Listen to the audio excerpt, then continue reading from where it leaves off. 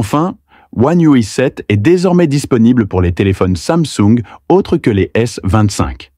Il s'agit d'une mise à jour majeure, probablement la plus importante que nous ayons vue depuis un certain temps sur One UI. Mais attention à ne pas trop s'enthousiasmer.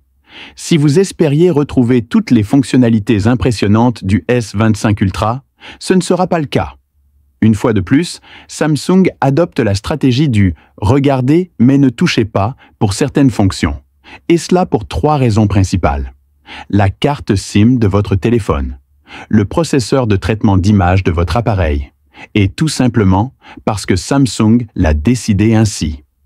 Alors, voyons ce que vous allez réellement obtenir avec One UI 7 et ce qui restera exclusif au S25 Ultra. Salut tout le monde! C'est moi. Avant de plonger dans les nouvelles fonctionnalités, faisons un rapide tour d'horizon du calendrier de déploiement. Si vous possédez un smartphone Samsung haut de gamme lancé au cours des 2 dernières années, vous avez de la chance. One UI 7 vous sera proposé dès avril. Pour les autres, la mise à jour sera déployée progressivement entre mai et juin.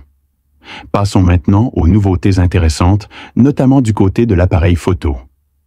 One UI 7 en introduit plusieurs, mais elles ne seront pas toutes accessibles à tous les modèles. Commençons par Audio Eraser, un outil simple qui supprime les bruits de fond indésirables dans les vidéos.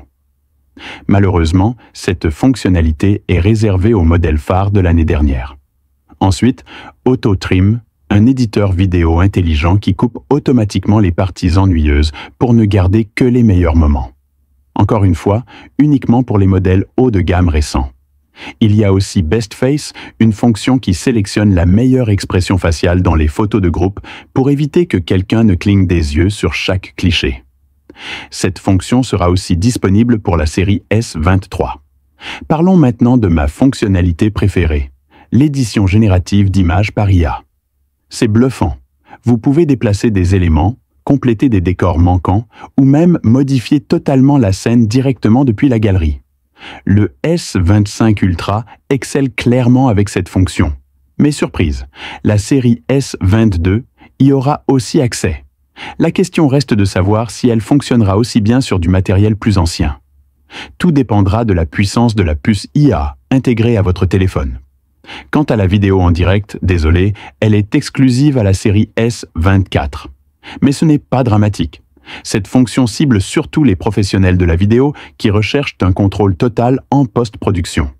Et l'enregistrement au ralenti avec les objectifs ultra grand angle ou téléobjectifs, encore une fonction réservée aux modèles phares récents. Samsung a clairement choisi de limiter toutes les fonctions exigeantes en traitement d'image aux téléphones équipés des derniers processeurs. Bonne nouvelle cependant, les filtres IA personnalisés sont aussi disponibles sur la série S22. Ces filtres s'adaptent à votre style photo grâce à l'intelligence artificielle embarquée. D'autres améliorations mineures de l'appareil photo sont également présentes. Mais attention, les séries S21 et antérieures n'en bénéficient pas. Aucun ajout photo n'y est prévu. Samsung a tracé une ligne claire. Mais rassurez-vous, One UI 7 ne se limite pas à la photo. Côté interface et expérience utilisateur, les nouveautés seront disponibles sur tous les appareils compatibles. Et franchement, comparé à One UI 6, cette version donne l'impression que la précédente n'était qu'une bêta incomplète. Les animations sont plus fluides, les transitions plus rapides, et l'ensemble de l'interface paraît plus moderne et agréable. Samsung a aussi déplacé presque toutes les commandes importantes vers le bas de l'écran, y compris pour l'application photo, ce qui rend l'utilisation à une main bien plus pratique. Le panneau de notification a été repensé. Personnellement, je préfère encore l'ancien, mais Samsung permet de revenir à l'ancien design si besoin.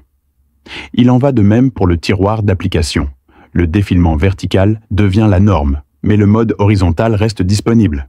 La personnalisation reste une priorité. On retrouve aussi une nouvelle barre de navigation, plus intuitive.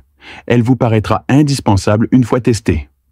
Parmi les autres ajouts notables, assistant de dessin IA, pour créer des illustrations à partir de zéro.